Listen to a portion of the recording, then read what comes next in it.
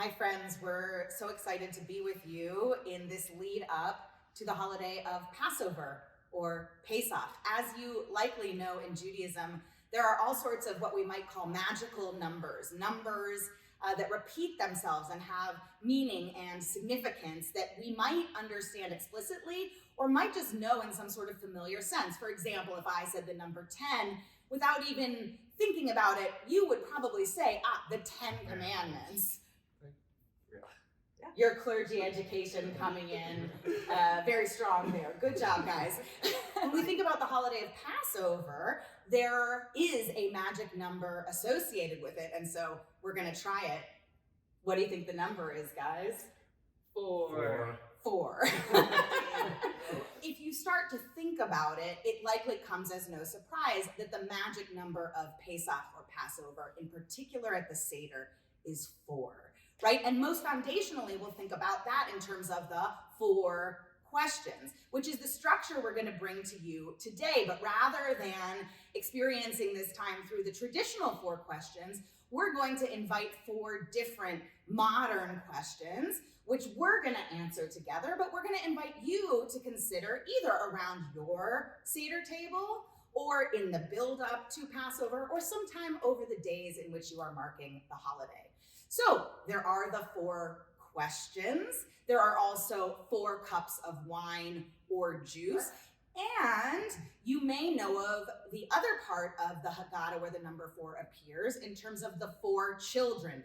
And the reasoning behind the 4 children is really a fascinating one. So Rabbi Leisman, I want to ask you, when we consider the 4 children and what they're really about, how might we bring a different kind of appreciation for this tradition to our Seder tables this year? Well, we might think about the 4 children. We remember the wise child, the one who asks what the traditions of Passover are all about. We might think about the rebellious child.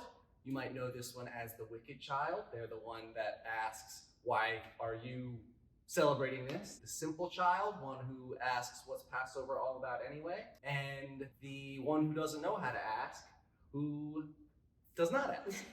And for me, each of these children represent a kind of person that might be around our Seder table. It might represent one of us. To me, this really represents that there is room for all of us, for all of the children around our Seder tables and in our tradition. Another way that people might diverge in their perspectives and their traditions of Passover might be what they put on their Seder plate. So one thing I'm thinking about this year, Rabbi Green, what might we put on our Seder plate this year? So I'm going to frame it with a piece of history, which is we have what are called Rabban Gamliel symbols, the traditional symbols that anchor the Passover Seder. In fact, Rabban Gamliel is basically quoted as saying, without these 3, we don't have a Seder, right? Pesach, or the Paschal Lamb, or the shank bone as we know it. I'm sure many people are, as I speak, running to sunset to get theirs. Matzah, we know, and maror, the bitter herbs. Over time, those have expanded, right? We have, or really from the beginning, for some of them, we have the karpas or parsley. So many of us have added the orange and the Miriam's cup in the last decades. I'm super proud of that, as the orange actually started as a symbol of lesbian and gay inclusion, and that was the terminology then. We've expanded that, and then became a symbol of women's inclusion, so we'll take it as both. I've been thinking a lot about what we could add to our Seders this year. One possibility is to add an olive or some olive oil, which is not new to many of us as we put it on our Seder plate in connecting us to Israel. And olives also being a symbol of peace, right? We think of the olive branch.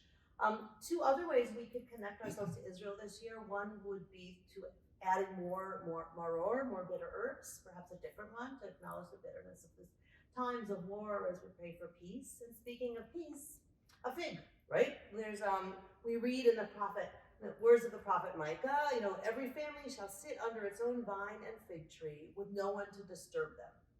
So what better symbol of peace than the fig?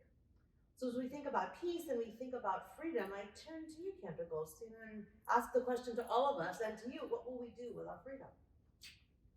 Well, we often think about Passover as this celebration of freedom.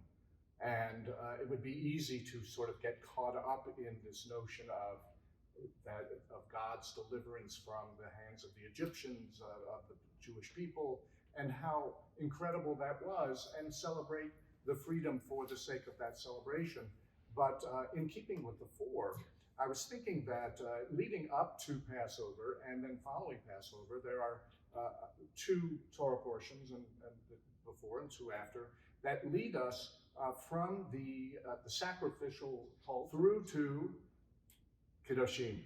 So as we're sitting here today, we're just about 6 months out from Yom Kippur, and we are reminded in these portions leading up to Passover and just following Passover of that link, particularly with Kiddushim, the portion speaking to our actions and what we are required to do to remain connected to God, to be God-like. And it seems to me that this notion of what freedom obliges us to do, as opposed to merely celebrating freedom, which we do every day in our worships, but what is that freedom for? So as we're looking forward through the seder, and we get to the end, and we talk about the prophet Elijah, and Elijah linking this notion of hope for the future, and even in the darkest of times. And it seems to me that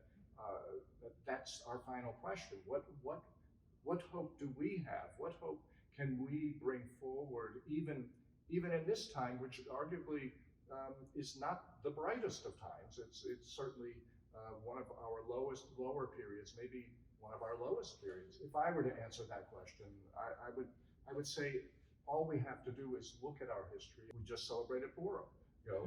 How did that end? Well, it didn't end with the destruction of the Jewish people. It ended with our survival and flourishing. So my hope is that we continue to find ways to survive, not just for the sake of survival, just like Passover isn't for the sake of celebrating freedom, but to flourish and to give back to God and to serve God. I look to that important message of hope as us being partners, right? I mean, Elijah is the forerunner of the Messiah, and for the Messiah to come, we have to be in partnership to make our world better. Or in Reformed Jewish lingo, right? The Messianic time, not a one person writing it. So I take hope from the activism I see in our world, from all of us, but particularly from our youth, shall I say. And some of that activism has challenged us of different ages as families have had conversations or arguments with members of their own family that are difficult, different views. But what to me is most important in that is that we listen and we find ways to work together and to make the hope of peace and peaceful times real. My hope, we've all mentioned going through difficult times right now. I'm hopeful for the turning of spring. Passover is our spring holiday, and I'm looking forward to this ongoing reminder of the blessings of creation for us to connect with. There's a lot going on in the world, and in our heads, and in our hearts. I'm hopeful for turning of spring. How about Geffen? How about you? If I'm honest, I would say it's been hard for me to hold on to hope, in particular over these last many months. But I would say, like, I take comfort in the final words of any seder, right? Bashana haba b'Yerushalayim, next year in Jerusalem. I take comfort in it because it reminds us that we can still hope even though we're still not there yet. And so I found kind of solace and inspiration in understanding that hope is a practice, and I actually can hope for hope, and that yearning can be enough. And that's what I'm kind of leaning into this year. So we hope for you, wherever you are, that you're able to lean into whatever sort of hope it is that speaks to you this year, and somehow make that manifest as you experience Passover, the celebration of our freedom, a freedom that exists not just as a latent state, but as we shared, for active, purposeful living, and we hope flourishing. And that's something we hope for all of you. Chag Sameach. Chag Sameach. La la la la la la la la la la la la la